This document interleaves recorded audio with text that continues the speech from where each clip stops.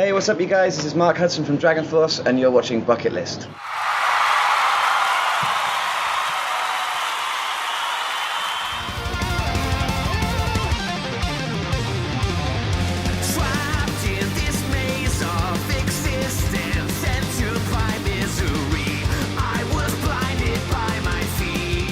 What's up, everybody? This is Paul from Bucketlist Music Reviews, and we're here with the one and only Mr. Mark Hudson from Dragonforce. Mark, thanks for taking the time to talk with us, man. Thanks, man. How's it going? Very good, man. You guys having a good time? Yeah. Feeling okay? Yeah. I'm tiny little bit hungover, but apart from that, having a good time, yeah. Perfect. Well, the battle scars from the road, I guess. Exactly, yeah. So, first and foremost, let's get right into it. Let's talk about the new record, Reaching into Infinity. So this is the band's 7th record, which is like a stretch for any band in this day and age. So it's quite an accomplishment. Mm-hmm. So, I mean, obviously there's going to be a certain amount of pressure going into any album, but I want to ask, like, what was the atmosphere like going into writing and recording this album? Like, was it more labored, or did you guys have the inspiration, and did it come a little, like, quickly, or how was it for you? To be honest, it was pretty easy going. I mean, the only thing that made it difficult was the fact that we were doing festivals all through the year while we were recording. So it's like we'd be recording some stuff and then going out and singing and coming back, recording again. And so it was kind of like non-stop. But the actual album itself, when it came to the writing, was done by Fred and Sam. Okay. But the recording process was pretty smooth, to be honest. Yeah, it was like, it wasn't like we were running out of ideas or anything. We had so much new stuff that we just wanted to throw in there. It was more like we actually had too much for the album. So, so yeah, it's one of those ones that actually just came along pretty quickly, and it was quite actually fun recording it. Which was always well, that was going to be my second question, actually, is like whether or not you if you're one of those people that actually enjoys going in the studio and recording, because some people don't. There's some people that are just like, I'll get it over with as quickly as possible and just get back on the road. Yeah, no, I'm definitely the opposite of that. Like, I way prefer to, I prefer to like create something and then to have the physical thing at the end, you know. So like I like making stuff, and then the performance part of it for me is actually a bit more of a drag, because that's the one that actually requires you to be away from home for so long and then, you know, perform every night hopefully as well as you can, and that kind of gets tiring. But for me, doing a studio performance is cool, because you can be like a perfectionist and be like, I'm gonna really, like, you know, practice this bit loads before I put it on the album and stuff like that, and get it all right. So yeah, it's fun. Was it interesting, being able to, or not being able to, being forced to kind of like go, like, stop studio, go do some shows and then come back? Was it almost like being able to come back and kind of hear it with fresh ears, as opposed to just, you know, when you're in studio and you're doing nothing but listening to the same songs over and over again, you almost become sort of deaf to it? So were you able to kind of come back and go like, oh wait, do you have a couple more ideas that you guys can kind of throw in there, like always coming and going? Yeah, definitely. Like having these little breaks from it was, yeah, like you said, giving you like fresh ears on the whole thing. You come back in and like critique things that before you thought were okay, that actually I can improve that now. I've had time to think about it and stuff like that. So yeah, that definitely helps. But just the overall fatigue of the whole thing, like just being on, you know, playing the shows, and obviously that takes quite a lot of you know, strain on your voice from just playing, of course, and then coming back and singing. So yeah, but I mean, it was cool. It was probably the smoothest album recording I've done, I think, so far. Yeah. I want to ask, actually, has the recording process changed in any way from your first album with the band to now? Like, in terms of your involvement in the writing, or are you more involved, less involved? Is it less? I mean, I can only imagine the first album was kind of stressful, being into a new band, and you know, obviously, you know, when you're replacing another singer, you have, you know, a somewhat of an expectation behind you. So like, how is it now in like the recording process for you personally? I mean, it has changed quite a lot, because at the beginning when I came in, like you said, obviously Herman and Sam didn't really know like what I'd be capable of in the studio, sort of thing. You know, they tried me out a few times. Obviously, I could sing, but for the first album, it was like, right, we're going to be here through the whole process. So here's what you're going to sing. Get in the studio, sing it, and then there's Herman, Sam, and the producer all kind of watching me the whole time. Whereas now, it's just they know what I can do. They know like my vocal range and stuff, what's going to be easy to sing, what's going to be harder, and all that kind of stuff. And they just give it to me with a bit of free rein to do some stuff, you know, change some things around, and to record from my own home studio as well, which is really cool. So so you don't even have to travel or anything, just go down to the basement. It's just like I wake up and I'm like, I feel like I can sing really well today. I'm going to go do that really difficult song, and then, you know, so that kind of like takes the pressure off as well. It's not like a lot of against the clock and all that, you know, like waiting for the, you know, paying for the studio time and waiting for, you know, like to clock out kind of thing. Yeah. Being in a comfortable atmosphere definitely has to help. Exactly. So let's talk a little bit more about the record. So the title, Reaching into Infinity, is there a significance to that title, and do you guys have a theme? around the record itself? Yeah, I mean, basically the title "Reaching into Infinity" just comes from the fact that music is like this unmeasurable, immeasurable thing. There's so much you can do with music, so much you can express through, the notes you play, the harmonies you sing, and all these different things, and the lyrical content and all that. Just it's not. It's not going to ruin anything. It's not going to just the fact that I don't know. It's one of those things where like art itself is just up to people's interpretation, and it's infinite in what you can really get from it, kind of thing. And the whole theme of the album was kind of like escapism by, putting on the headphones and listening to something that can kind of make you feel what nothing else can really feel. Right. And that's what we meant by Reaching into Infinity. Also, like the fact that the band's always trying to push themselves to do more stuff, play faster, do more technical things, and that again is kind of included in the title. Cool. Yeah. How do you feel that the band and the music has grown since Maximum Overload, the last one?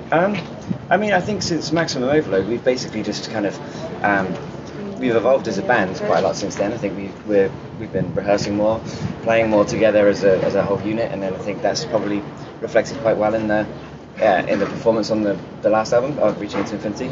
But at the same time, Fred's had more of an involvement, so he's kind of like brought some of the thrashy elements and kind of like death metal elements to it as well, which is I don't know, I think it's really cool. It just means that the album's now more varied because there's two people writing and bouncing ideas off each other. So it's still very much a Dragonforce record, but just spiced up with some new elements. Exactly. Yeah. Okay, so you think this is going to be definitely exciting for fans? Yeah, exactly. Yeah, I think so. There's something for everyone in there. There's like some heavier stuff that people won't expect now, and I think that's kind of cool. I've had to like adapt my voice to do that as well, which has been interesting. So Dragonforce has always been known as, and you've identified yourselves as, like, you are a power metal band, an extreme power metal band.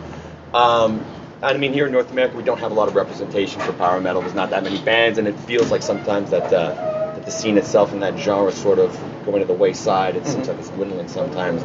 But who do you feel, if anybody, is still like holding that flag for the genre? I mean, we don't see it over in Europe where the genre's a little more pronounced. And you mean who's holding the flag in Europe as well? Yeah, exactly. Like, do you have any like? Is there any bands that you can think about off the top of your head, like new and old, new or old, that that are still carrying the flag of power metal? I mean, like there's still bands like Stratovarius who've been going for a long time, and like for me, they're one of the bands that got me into power metal in the first place. Halloween as well. Obviously, there's bands like Hammerfall and Blind Guardian, all those bands. They're still going and still doing their stuff. And then kind of new bands. We're going on tour with a band called Twilight Force actually in September or something. Don't hold me on that. I can't remember. In Europe. Yeah. They're like the upcoming kind of like new kind of power metal. I've heard of that band, but I've never gotten a chance to actually take a listen to them. They're really cool, super catchy. It's just like kind of similar to us actually, but but like a kind of new version. But it's good. Awesome. So let's talk about the tour now. So you guys, I mean, this is like the tail end of this is going to be your first North American tour supporting this record. Yeah.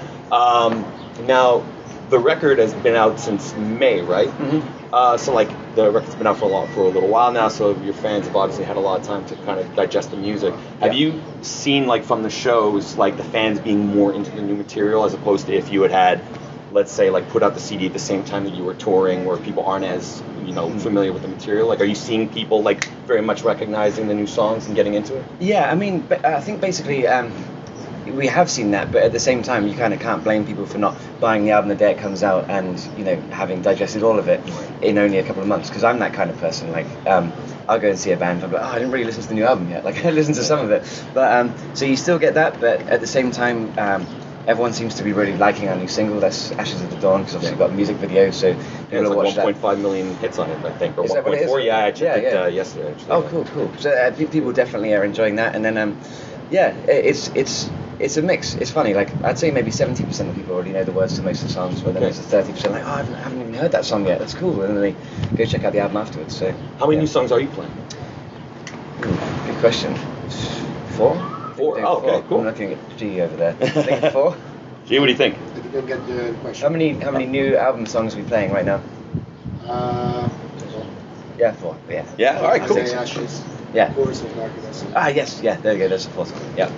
Right. Yeah. So we don't want to like kind of bombard people too much with the new material, because don't know if you've ever been to a show before and a band just plays their whole new album. It's like, oh man, I kind of made want it. Yes, yeah. I didn't want to say any band. Matter of life and death. Yeah, that happens fine. What are some of your tour plans that you have coming up? I was going to ask actually.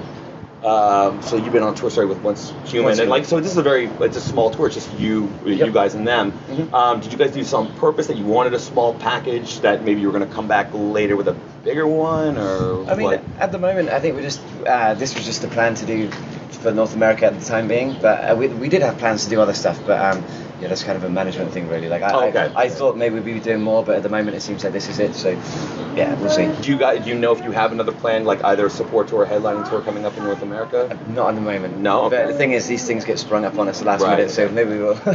You never know. Okay, awesome.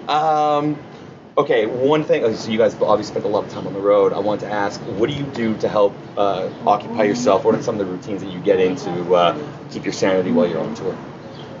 Normally, I would say that I go running, but it's been so hot. Like every place we've played so far, like Arizona and Texas and everything, it's just been so ridiculously hot that I couldn't do any exercise. But also, I kind of like fractured my rib as well. Oh, like, no, okay. A few weeks before, like in Australia. So that's put me out. So at the moment, the only thing I do to keep my sanity is just to walk, go and sit on my own somewhere, just like get away from everyone, just for like a little bit. Coffee runs. If you have a day off, yeah, like just go sit in Starbucks, go on Wi-Fi, talk to people at home. But that's I think every musician does that. You know, you need your personal space sometimes. And Right. tour buses aren't, not too much privacy in there. So yeah, it's nice to get out. Yeah. Just go and disappear for a little while. Exactly. Yeah. All right, so we're going to wrap this up. I want to ask, okay, since we are, the magazine's called Bucket List, so I have a bucket list question for you. So what is your top 5 bucket list power metal record? Okay. Oh, power metal records. Yeah. That's tough, man. You're asking the wrong dude. Am I? Okay. Yeah, you are. Okay.